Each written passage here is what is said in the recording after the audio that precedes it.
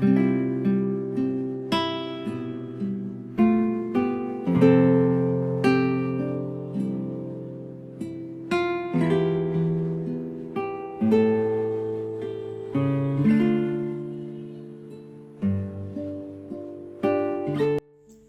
mabuting balita ng Panginoon ayon kay San Mateo. Si Jesus ay pinanganak sa Bethlehem ng Judea noong kapanahunan ni Haring Herodes. Dumating naman sa Jerusalem ang ilang pantas mula sa silangan at nagtanong-tanong doon, "Nasaan ang ipinanganak na hari ng mga Hudyo? Nakita namin sa silangan ang kanyang tala at naparito kami upang sambahin siya." Nang mabalitaan ito ni Haring Herodes, siya'y naligalig. Gayon din ang buong Jerusalem. Kaya tinipon niya ang lahat ng punong saserdote at mga eskriba sa Israel at itinanong sa kanila kung saan ipinanganak ang Mesiyas.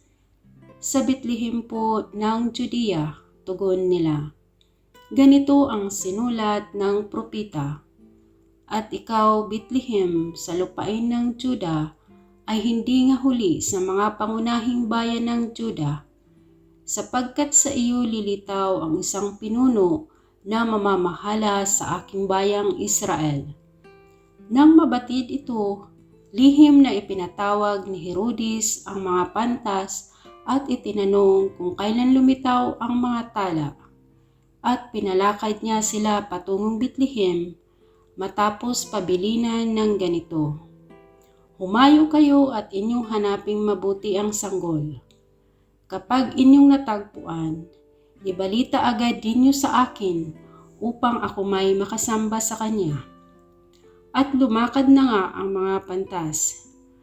Muli silang pinaunahan ng talang nakita nila sa silangan hanggang sa sumapit ito sa tapat ng kinaroroonan ng bata. Gayon na lamang ang galak ng mga pantas nang makita ang tala.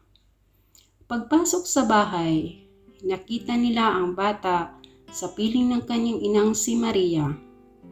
Lumapit sila at nagpatira pa at sinamba ang bata.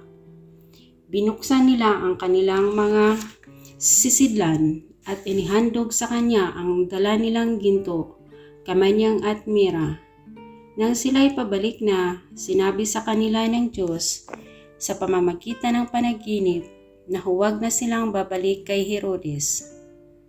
Kaya nag-iba na sila ng daan pauwi. Ang mabuting balita ng Panginoon.